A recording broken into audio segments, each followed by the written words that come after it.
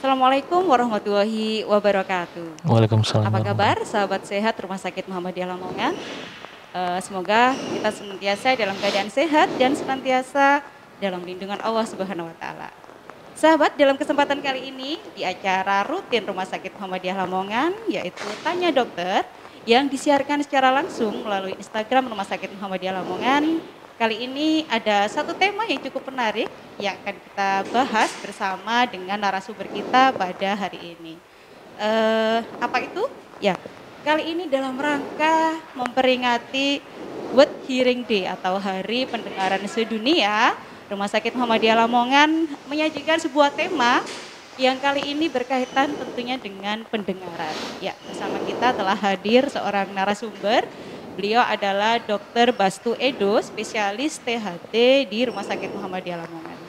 Bersama saya Tita Syakdia selama 45 menit ke depan kita akan berbincang dan berdiskusi dengan Dr. Bastu Edo. Kita sapa dulu beliau. Assalamualaikum dokter. Waalaikumsalam warahmatullahi wabarakatuh. Ya. Alhamdulillah. Apa kabarnya dokter? Alhamdulillah baik. Ya. Alhamdulillah. Ya. Ya. Ini lagi praktek atau bagaimana dokter? Ini insya Allah lagi kosong. Lagi kosong. Ya. Memang menyempatkan ya dok ya acara kita. Iya. Alhamdulillah. Terima kasih dokter. Ya. Ini sahabat sehat di rumah ini hari ini kita akan ajak berbincang ataupun berdiskusi ya dok tentang seputar kesehatan telinga. Sebelum kita ke materi dokter, saya tertarik nih dokter dengan World Hearing Day. Ya. Mungkin belum banyak yang tahu dok. Iya. Apa sih dok itu? Kalau nggak salah ini jatuh pada tanggal 3, ya benar tanggal 3. Bisa disampaikan sedikit dok? Ya. Sebenarnya WHD ini hampir sama seperti hari-hari yang lain, seperti hari AIDS sedunia, hari ya sama seperti yang lain. Ini kita sebagai momentum untuk mengedukasi masyarakat bahwa pentingnya kesehatan telinga. Kesehatan telinga bukan hanya infeksi di telinga, kemudian kesehatan telinga yang lain seperti pendengaran itu juga penting. Sehingga dengan adanya WHD ini masyarakat jadi lebih tahu kalau pendengaran masalah-masalah di telinga itu juga penting. Seperti misalnya sekarang banyak sekali kasus-kasus hilangnya pendengaran karena terkait dengan bising, sehingga pasien-pasien itu datang dengan keluhan gangguan pendengaran. Nah, ini kita perlu mengedukasi masyarakat supaya lebih aware, lebih peduli terhadap organ di telinganya, kesehatan telinganya. Ya. Setahu saya nih dokter ya, sebagian besar kita nih datang kalau ke dokter THT itu kalau ada keluhan. Iya. Sebenarnya ini kalau gigi kan mungkin ada perawatan rutin. Iya, betul. 6 bulan sekali harus kontrol ke dokter gigi. Nah, untuk telinga ini bagaimana dok? Kadang-kadang kita menyepelekan dok. Kalau ada keluhan yang berat, iya. Jadi perawatan di telinga itu sebenarnya rutinnya setiap 3 bulan kita mungkin bisa mengecek untuk kebersihan telinga. Karena kita mungkin merasa setiap hari itu sudah bisa membersihkan telinga sendiri dengan korek-korek telinga, tapi justru aktivitas tersebut malah bisa menimbulkan kelainan di telinga, misalnya peradangan, infeksi karena terlalu sering korek-korek. Padahal kita nggak tahu telinga kita kondisinya seperti apa karena kita tidak bisa melihat organ langsung di dalam telinga, tidak bisa melihat. Nah itu jadi penting sekali untuk berobat. Kebiasaan yang mungkin sering kita lakukan. Iya. Jadi tepat sekali di momen yang sangat penting ini ya di World Hearing Day. Dokter Bastu hadir bersama kita di sini. Silakan buat teman-teman yang belum gabung di Instagramnya Rumah Sakit Muhammadiyah Lamongan, kali ini telah hadir seorang spesialis THT loh ya. Jadi silakan yang punya masalah atau keluhan atau mungkin curhat-curhat nih seputar permasalahan telinga ya. Kita lanjut sedikit ya dokter ya. Jadi sebenarnya kita merawat telinga itu kan rutin ya dok. Iya. Cuman mungkin belum banyak yang tahu. Iya. Masuk mungkin saya dok. Iya. Kadang-kadang bersihkan telinga itu ya kalau terasa gatel. Benar. Iya. Seperti apa sih dok? Apakah untuk bayi, anak-anak, iya. ada nggak dok perbedaannya? Jadi sebenarnya telinga itu punya mekanisme sendiri ya, mekanisme untuk membersihkan dirinya sendiri. Jadi di dalam telinga itu ada folikel-folikel rambut, terutama di sepertiga luar. Jadi telinga itu dibagi menjadi 3 area, sebagian menjadi 2 area, sepertiga luar sama 2/3 dalam. Nah, sepertiga luar itu yang bisa memproduksi minyak kelenjar yang bisa menimbulkan, kalau terkumpul jadi kotoran, namanya serumen.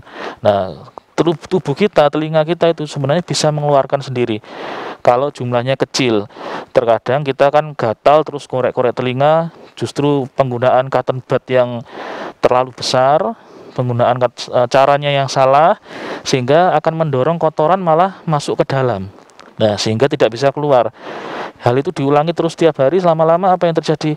Kotoran jadi menumpuk di dalam karena terdorong, sehingga rambut-rambut dari telinga yang gerakannya itu keluar, itu sudah tidak mampu lagi untuk membuang kotoran karena kotorannya sudah terlalu besar dan menumpuk di dalam.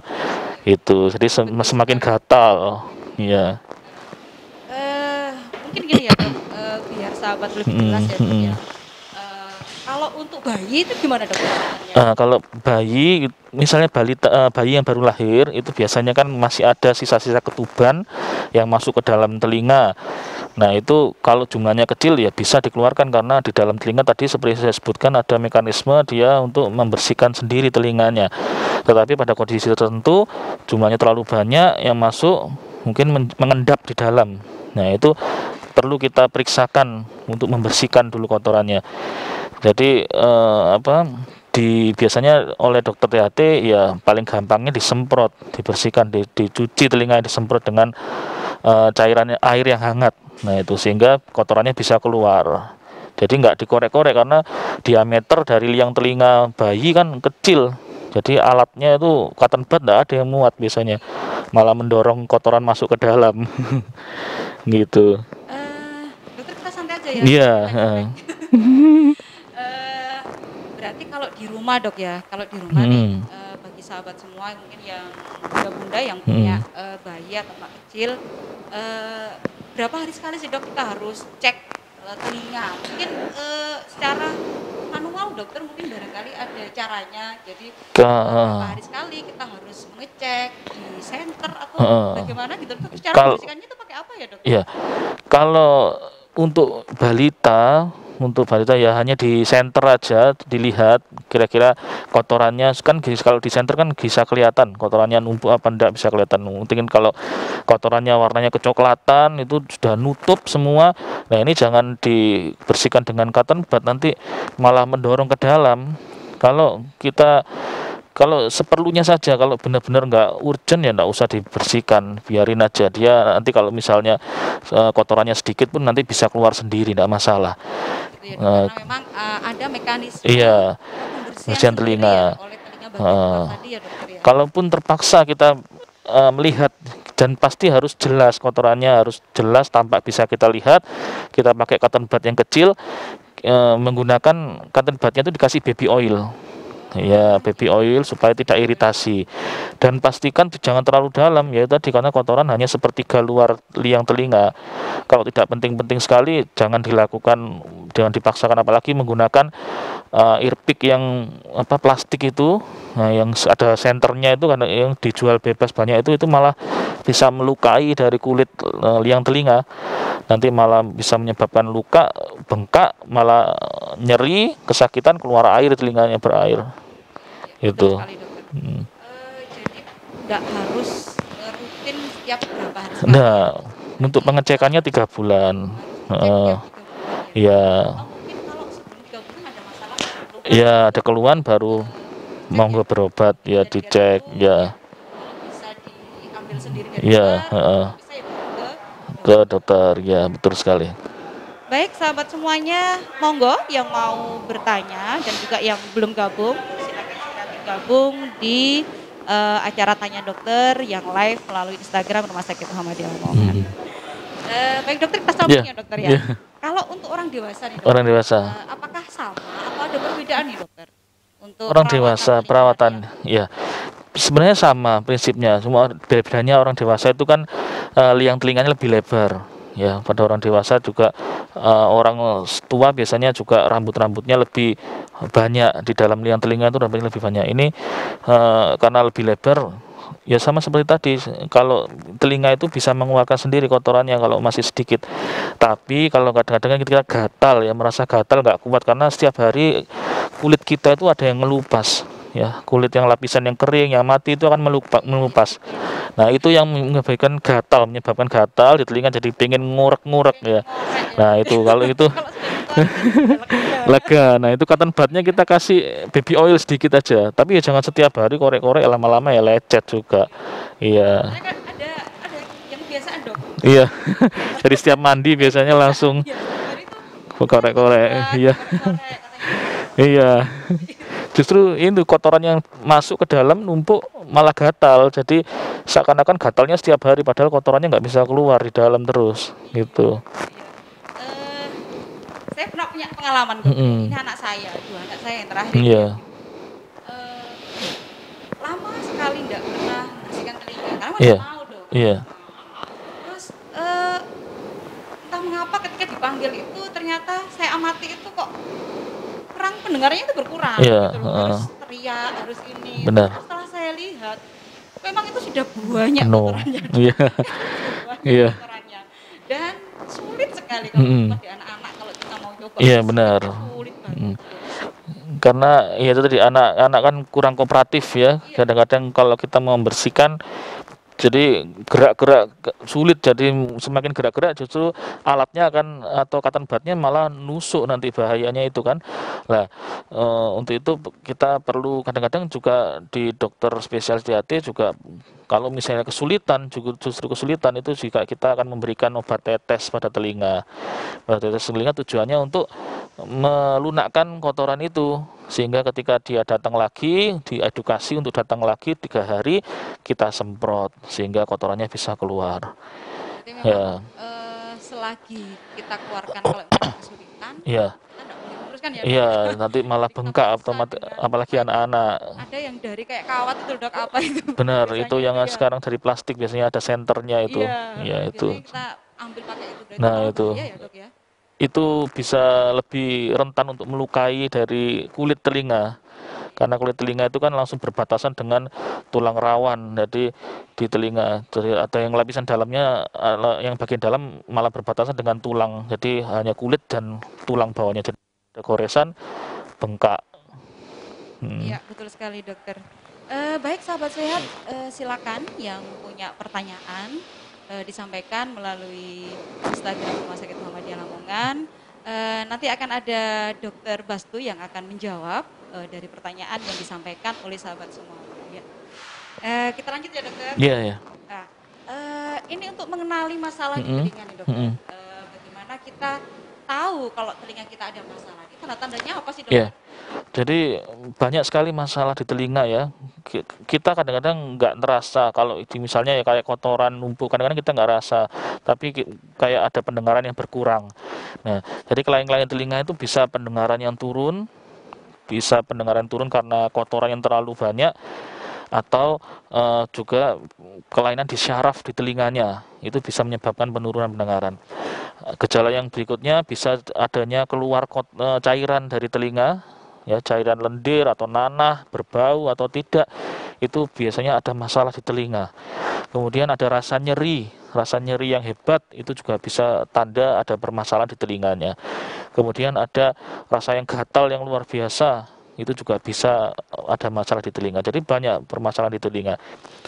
Kalau untuk penurunan pendengaran, kalau kotoran saja penurunan pendengarannya sangat kecil, jadi nggak terlalu signifikan, mungkin kurang lebih 5 desibel saja, gitu. Kalau hanya kotoran loh, ya. Jadi kalau ada tanda-tanda seperti yang disebutkan dokter tadi, sebaiknya kita langsung periksa ya, dokter. Langsung periksa saja, iya benar. Gitu ya, dokter.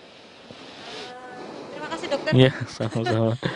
Monggo sahabat semua yang ingin bergabung, yang ingin bertanya atau mungkin berbagi pengalaman, silahkan. Mumpung ada dokter Bastu yang sudah berkenan hadir bersama kita, yang sudah jauh-jauh datang dari Gresik ya dok namanya ya. Iya.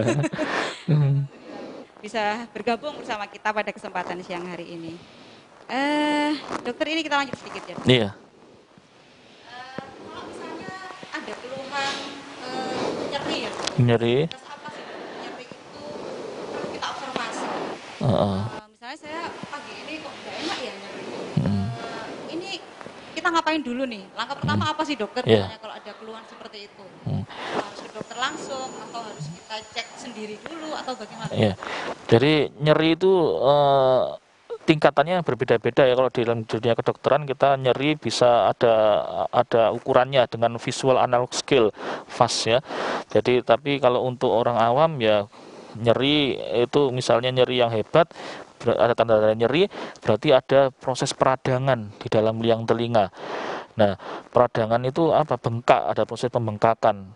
Nah, itu penanganan pertamanya kita biasanya harus sedia obat-obat pereda nyeri, analgesik. Analgesik dulu sambil nunggu, nanti mungkin dokternya prakteknya sore ya, paginya sudah nyeri ya kita ambil obat nyeri dulu aja seperti paracetamol yang aman, yang dijual bebas itu biasanya itu bisa digunakan.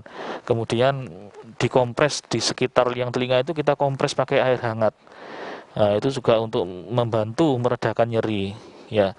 Setelah itu baru kalau misal tidak membaik bisa dibawa ke praktek dokter atau ke rumah sakit. Karena harus dievaluasi ada apa di dalam liang telinganya itu. Iya, iya. Gitu. Kalau ini dokter, beberapa kita temukan Mm-mm. anak-anak itu yang kemudian keluar cairan. Benar. Ada yang bening, Iya. ada yang kuning, Iya. kemudian bau. Iya. Nah, itu kenapa sih dokter? Awalnya seperti Mm. apa kok kemudian bisa sampai keluar Iya. cairan seperti itu? Iya. Jadi itu ada proses infeksi biasanya ya. Karena anak-anak itu eh, keluarnya cairan itu bisa dari liang telinganya, salurannya itu liang telinganya, atau dari dalam di baliknya gendang telinga, di namanya kafum timpani. Jadi ada ruangan di balik gendang telinga. Nah di situ mengalami infeksi. Kalau kelainannya di liang telinga itu biasanya berhubungan dengan kebiasaan korek-korek telinga. Jadi luarnya salurannya. Kalau kelainannya ada di balik gendang telinga di dalamnya itu biasanya kelainannya disebabkan oleh faktor lain, misalnya pilek yang lama, infeksi saluran nafas, batuk pilek itu. Nah, kenapa kok bisa masuk ke telinga? Karena hidung sama telinga itu ada hubungannya, ada kaitannya, ada salurannya. Penghubungnya namanya tuba eustachius. Nah, pada anak-anak itu salurannya lebih pendek sama lebih datar. Sehingga kalau ada infeksi di hidung itu gampang masuk ke liang kafum timpani, ke dalam ruang telinga itu. Sehingga eh, gendang telinganya akan terdorong keluar, jebol, nah mengalirkan cairan nanah dari dalam situ. Iya, iya. Berarti Ya, memang bukan murni dari telinga saja ya, bahkan ya dari hidung dari juga hidung bisa ya dok. ya, Iya karena anak sering kecil lihat. kan sering batuk pilek Iya, batuk gitu pilek ya, gitu ya. Ternyata kok ada keluar keluar lewat cairan di telinga. mulutnya. Benar Berarti itu sekali. bisa dikatakan sebagai tanda infeksi ya dok, kalau Tanda, ada iya, keluar cairan seperti itu iya ya dok. benar. Heeh. Kalau sudah seperti itu ya dok, Mm-mm. kita sebaiknya langsung ke dokter atau bagaimana? Iya. Penanganan pertama kalau nyeri ya seperti saya sebutkan tadi, kalau ada stok untuk obat nyeri di rumah kita kan sedia ya, obat yang aman yang berlabel hijau itu kita berikan, misalnya paracetamol sirup bisa kita berikan. Kemudian jangan dikorek-korek telinganya, malah menimbulkan bengkak. Yang kedua itu, kemudian ketika memandikan atau anaknya misalnya anaknya sudah bisa mandi sendiri, ketika mandi diedukasi jangan sampai airnya masuk ke dalam telinga. Karena siapa tahu gendang telinganya berlubang. Kalau air masuk ke dalam telinga, nanti masuk ke dalam lubang gendang telinga, malah menimbulkan infeksi yang lebih hebat. Karena air yang buat mandi itu kan kotor, jadi masuk ke dalam telinga, di dalam telinga itu harus steril, di kafum timpaninya ya itu harus steril, tidak boleh ada bakteri situ. Kalau masuk kotoran, masuk kuman karena dari air, itu bisa menimbulkan infeksi yang lebih hebat. Iya, iya, Gitu. betul sekali dokter. Kalau ada lagi nih dokter, Mm, biasanya ada keluhan orang datang itu dengan telinga yang berdenging gitu dok. benar, Itu kan ini. juga banyak kita temukan gitu. Mm-mm. Rasanya itu enggak enak banget gitu, Iya, berdenging gitu. iya. Kalau seperti itu bagaimana? Nah, jadi itu melibatkan organ saraf yang ada di dalam ya. Jadi di dalam telinga itu bukan hanya organ pendengaran saja, ada organ keseimbangan. Jadi kemudian berdampingan dengan organ pendengaran. Nah, kelainan di syaraf telinga, di organ pendengaran di syaraf telinga, misalnya di kokleanya, di rumah siput di dalam itu ada namanya koklea atau rumah siput. itu bisa menyebabkan kelainan berupa mendengung atau yang dinamakan dengan tinnitus. Nah, apa sih yang menyebabkan mendengung itu? Banyak faktor, antara lain yang paling sering ya, kita terpapar sama suara-suara yang bising, suara-suara yang keras, misalnya pekerja pabrik, kan di sini banyak lingkungan pabrik ya, itu seringkali pekerja pabrik itu datang dengan keluhan telinga mendengung karena ternyata ketika ditanya, dia kerjanya di bagian produksi berdampingan dengan mesin-mesin pabrik yang suaranya keras. Nah, itu terus terpapar terus, akibatnya lama-lama rusak saraf di telinganya sehingga timbul tinnitus, itu bunyi mendengung. Nah, itu harus segera ditangani. Semakin kita menunda, maka tidak bisa kembali, jadi dengung terus. Kalau kita cepat penanganannya, tinnitus atau mendengung itu akan bisa kembali sembuh, hilang 100%. Iya, Gitu. iya. Jadi Iya. ternyata dari suara Suara yang bisa keras, iya, menyebabkan benar. telinga kita bermasalah ya Iya. dok ya. Dan itu memang Mm-mm. harus kita waspadai ya dok ya. Benar. Baik sahabat sehat, silakan yang mau bergabung ataupun bertanya di Instagram Rumah Sakit Muhammadiyah Lamongan. Belum ada ya Mas Ivan ini? Belum ada ya. Lanjut ya dokter. Iya, monggo, monggo. Iya dokter. Ini kalau mau periksa ke RSM ya dokter ya. Benar. Maksudnya, ada yang punya anak nih dokter. Mm-mm. Sekiranya ada bermasalah nih dok. Mm. Menurun lah pendengarannya. Mm-mm. Ini ada nggak dok tesnya dok kalau kita mau? Jadi jadi untuk sebenarnya dicek dulu apakah penurunan pendengaran itu ada masalah dengan gangguan dari anatomisnya, misalnya ada gangguan sejak lahir, misal yang telinganya sempit atau tidak terbentuk sempurna, itu juga bisa masalah pendengarannya. Jadi harus kita lihat langsung, dicek. Itu bisa kita lakukan di sini, atau misalnya ada kotoran yang terlalu banyak dan terlalu keras, kita bisa lakukan pembersihan di sini. Kemudian juga ini kita juga ada kerjasama dengan pihak luar ya untuk cek pendengaran, namanya audiometri atau audiogram, alatnya audiogram ya. Sudah ada ya dok? Insya Allah sudah ada untuk bekerja sama dengan pihak luar ya. Jadi fungsinya untuk merekam pendengaran. Karena kalau kita hanya menanyai seseorang atau pasien apakah ada masalah di pendengaran, kita tidak tahu secara pasti ini benar apa enggak menurunnya seberapa kalau kita belum cek dengan audiometri, dengan alat-alat pendengaran, alat-alat untuk tes pendengaran gitu. Jadi kalau sudah dicek, maka kita tahu levelnya, penurunannya seberapa. Nah, nanti penanganannya bisa lebih tepat. Apakah perlu alat atau hanya obat-obatan? Alat pendengaran maksudnya ini ya, apakah sudah parah jadi perlu alat pendengaran, nanti bisa diedukasi atau dilakukan lebih lanjut gitu. Kapan nih dokter kita harus waspada? Kapan kita harus waspada?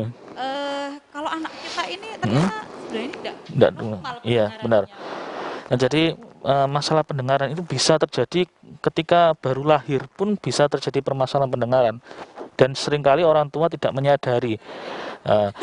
Kalau di luar, iya, Baru lahir gitu iya. ya, dok, ya. Jadi idealnya semua bayi baru lahir itu idealnya dilakukan screening pendengaran. Screening pendengaran itu dilihat ini ada masalah pendengaran apa tidak. Karena anak bayi mana bisa mengeluh kan masalah pendengaran. Jadi semua harus di screening pendengaran. Ada yang namanya alat OAE, Auto Acoustic Emission. Itu fungsinya untuk mendeteksi gangguan pendengaran pada bayi-bayi yang baru lahir. Nah, kalau di luar negeri semua sudah dilakukan OAE itu. Tidak siapapun yang lahir dilakukan OAI. Tapi kalau di Indonesia belum dilakukan pemeriksaan rutin seperti itu, hanya pada orang-orang yang berisiko. Misalnya bayi yang berat badan lahir rendah, bayi yang lahir prematur, bayi yang dilahirkan dari orang tua yang memiliki riwayat rubella, toxoplasma, cytomegalovirus. Nah, itu baru dilakukan pemeriksaan OAI itu. Jadi itu. Kayaknya belum familiar ini. Iya, belum familiar. Benar. Jadi ternyata sejak bayi pun sebenarnya Benar, sudah ada. Dilakukan pemeriksaan. Benar, sudah bisa diketahui. Menarik sekali dokter. Iya, terima kasih. Ya. Monggo buat sahabat semua yang bergabung di Tanya Dokter di Instagram Rumah Sakit Muhammadiyah Lamongan, silakan mengajukan pertanyaan atau mungkin berbagi cerita atau pengalaman seputar kesehatan. Silakan, sudah ada Dokter Bastu Edo yang akan menemani kita atau menjawab beberapa pertanyaan dari sahabat semua. Belum ada ya Mas Ivan ya? Oke, nggak apa-apa deh. Masih kerja Sepertinya mungkin. masih ini dokter. Kayaknya Masih masih pada suasananya kerja. mendung-mendung aja nih dokter. Iya. Iya, iya. Dokter menarik sekali Iya. itu. Ini kita lanjut sebentar ya dokter Iya, ya. Jadi ini kan memang ternyata kita harus rutin ya pemeriksaan. benar. Kalau tidak salah tadi dokter Bos itu Hmm. menyebutkan setiap 3 bulan. Iya. Setiap 3 bulan sekali kita melakukan kontrol Hmm. dengan telinga kita. Iya. Ya. Ini apakah harus wajib ke dokter, dokter THT nih Iya. spesialis, Hmm. atau bisa ke dokter umum dokter, Iya. atau bisa mandiri dokter?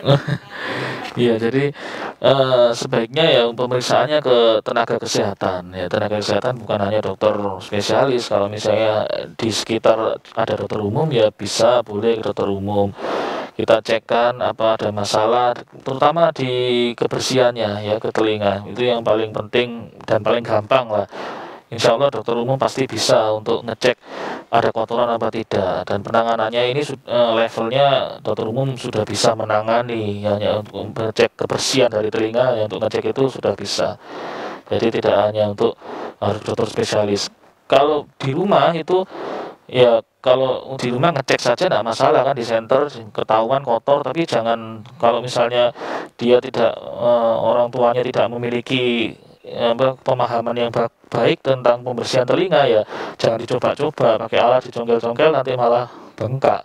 Jadi sebaiknya ketahuan bawa aja ke tenaga kesehatan di sekitarnya itu. Harus ke spesialis THT ya Iya, dokter? nah harus. Kayaknya nggak mahal Iya, nih kalau iya, cek saja ke dokter iya, spesialis THT. Dan iya, bisa ke dokter umum ya dok ya? benar. Bisa ke dokter umum Iya, atau mungkin tenaga kesehatan aja dok, iya, sekedar cek kondisi telinga. Itu iya, pun mungkin bagian luar saja ya dok yang mungkin bisa di... iya, bagian luar saja tentunya. Iya, Ya sepertinya sudah ada pertanyaan nih dokter. iya, Ya, ini dari Mas Bagus ya. Terkadang telinga terasa ada kemasukan air, padahal dibersihkan dengan cotton bud tidak nampak ada air. iya. Kira-kira kenapa dok? Kayaknya sering nih dok Iya masalah sering. ini dok Jadi ya. pasien itu sering datang keluhannya kayak ada kemasukan air, terutama habis mandi atau habis berenang gitu ya. Nah itu sebenarnya telinga kemungkinan besar ya, ini kemungkinan harus lihat langsung ya, harus lihat langsung, kemungkinan besar ada kotoran di dalam telinga, namanya serumen itu, yang dia numpuk sampai banyak. Nah, serumen itu kering posisinya ketika kemasukan air, ketika mandi atau berenang, maka serumen itu kan sifatnya hidrofobik, jadi dia bisa menyerap air sehingga airnya nggak terperangkap di dalam, keluar sehingga sensasinya kayak kemasukan air. Nah ini perlu dilakukan pembersihan, karena dengan cotton bud saja tidak keluar berarti tanda-tandanya kotoran ini sudah numpuk di dalam. Jadi cotton budnya tidak bisa digunakan untuk mengait, itu tidak bisa, harus ada alat khusus yang untuk mengeluarkan kotoran ini gitu. Betul sekali. Iya. Kalau sehari-hari dokter, Iya. ini seringkali anak saya kalau pas mandi, pas keramas, Mm-mm. itu pasti habis itu keluhannya masukkan air, masukkan air. Iya itu benar. Gimana sih dok caranya? Dan memang benar. Iya. Biasanya itu saya tepok-tepok gitu, Nah, hadap ke sini. nah, Itu sudah benar nggak iya. sih dok? Ya, jadi kalau misalnya tidak ada kotoran ya pasti akan bisa keluar sendiri airnya, karena tidak ada yang menghalangi. Jadi air itu kan sifatnya adesinya lebih kuat ya, kalau dia ada air terus dia nempel di barang padat misalnya liang ring, dia nempel di situ. Jadi kita kadang-kadang harus loncat-loncat atau apa, bisa orang tua kan dulu bilang kan harus dipancing sama air baru bisa Iya, keluar. Nah ngeri ya itu dok itu ya. ya kalau misalnya tidak ada lubang di gendang telinganya tidak masalah. Kalau ada lubang ini ya nggak boleh, lubang di gendang telinga ya. Kalau Ini nggak tahu dok. jadi kalau misalnya tidak ada keluhan, lubang liang telinga apa gendang telinga tidak berlubang ya tidak masalah, dipancing gitu terus dikeluarkan. Tapi kadang-kadang kalau nggak bisa keluar ini berarti ada serumen yang numpuk biasanya di dalam, sehingga Berarti itu tandanya ada kotoran ya ya dok ada ya. kotoran yang Bisa keluar ya, menumpuk. bisa Dia keluar. mengembang karena kemasukan air, dia jadi menyerap cairan air yang dari luar tadi Iya, iya, betul gitu. sekali. Ini terkait untuk kesehatan telinga dok. Iya. Sebaiknya di rumah ini kita harus sedia apa sih dok untuk Heeh. perawatan atau mungkin pertolongan pertama ketika ada Hmm. masalah di telinga kita. Apakah di kotak P3K di rumah Hmm. itu harus wajib disediakan apa tadi dokter?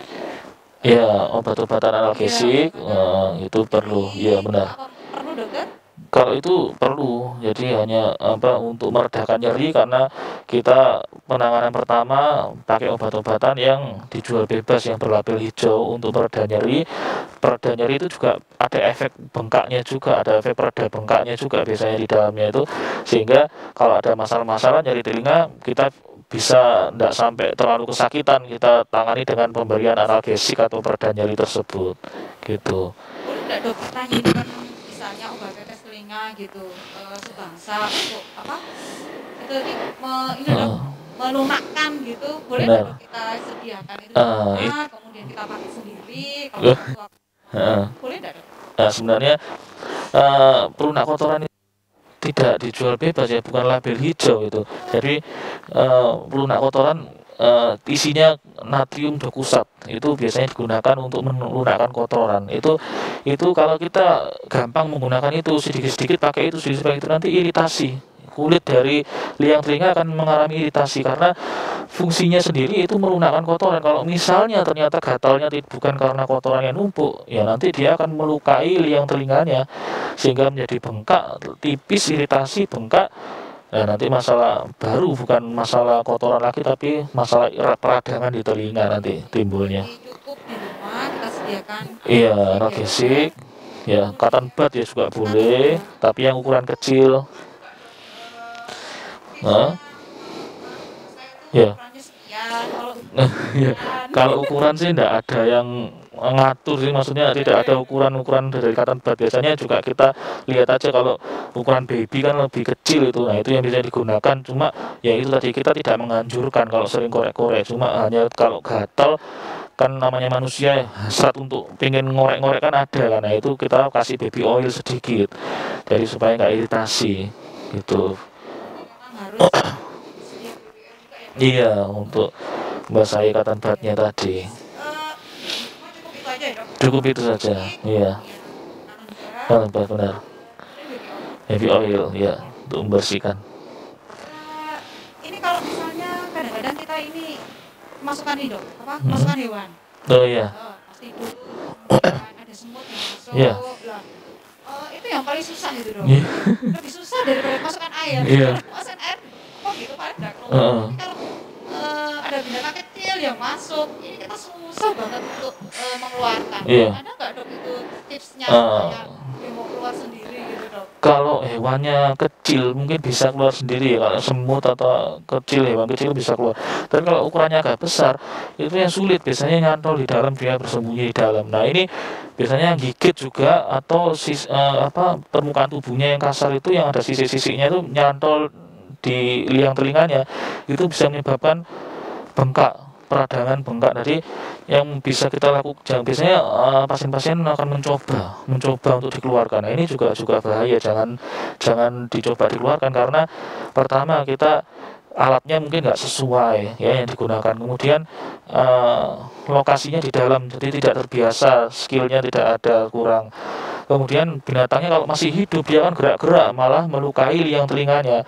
Nah, itu sebaiknya langsung dibawa kalau ada fasilitas yang masih buka, kesehatan, dokter atau siapa yang paham tentang medis bisa langsung dibawa.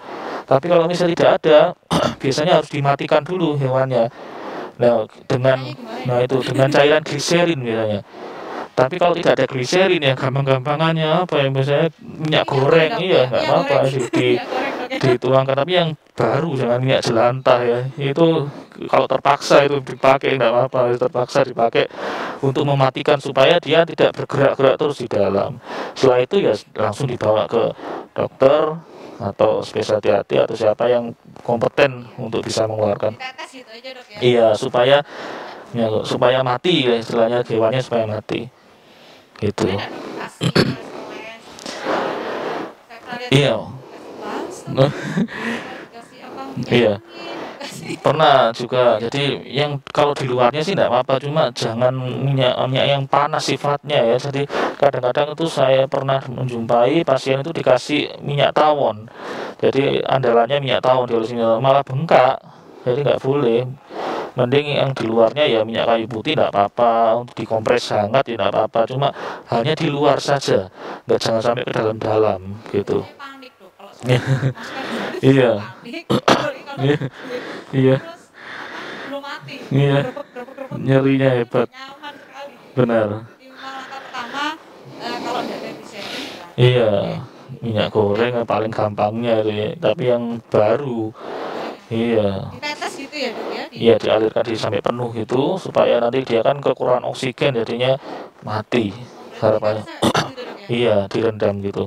Setelah ditetes itu perlu nggak dok? Kemudian kita mengeluarkan minyaknya dalam piring, Iya, dikeluarkan kembali pastinya. keluarkan Heeh. kembali. Itu kalau terpaksa ya nggak ada gliserin, siapa yang kadang-kadang nggak ada yang sedia gliserin gitu ya. Jadi Kayaknya kok hampir nggak ada dok yang iya, sudah gliserin di rumah. jadi pakai minyak goreng nggak Iya, apa-apa terpaksa. minyak Gitu. minyak goreng. Oke oke. Baik dokter, menarik sekali. Silakan yang mau bertanya seputar masalah kesehatan ini ya. Ya, ini ada satu pertanyaan lagi dokter Ya, di Mas Haris 90. Di telinga saya kadang keluar ada kerak. Ya, kerak di dalam telinga, kotoran tersebut itu memang keluar sendiri. Atau harus dibersihkan nih dokter. Kemudian cara membersihkan kotoran telinga yang paling aman itu ya. seperti apa? Jadi kerak-kerak itu maksudnya mungkin sisik-sisik kulit mati yang harus yang warna putih-putih itu kayak Iya, ketumbe lah istilahnya. iya, Ketumbe itu iya. kan kulit mati yang keluar ya itu di telinga juga bisa seperti itu. Jadi itu menyebabkan rasa gatal, gatal yang luar biasa sehingga pengen ngorek rasanya. Nah, ini kita sebenarnya nggak menganjurkan, cuma kalau misalnya gatal nggak kuat ya pakai cotton bud saja, nggak apa-apa. Ukurannya kecil, yang baby, terus yang bagus cotton budnya. Kalau yang cotton bud yang jelek itu biasanya gampang lepas kapasnya. Nah ini ketinggalan di dalam nanti kapasnya. Nah, yang bagus cotton budnya, terus kasih baby oil sedikit.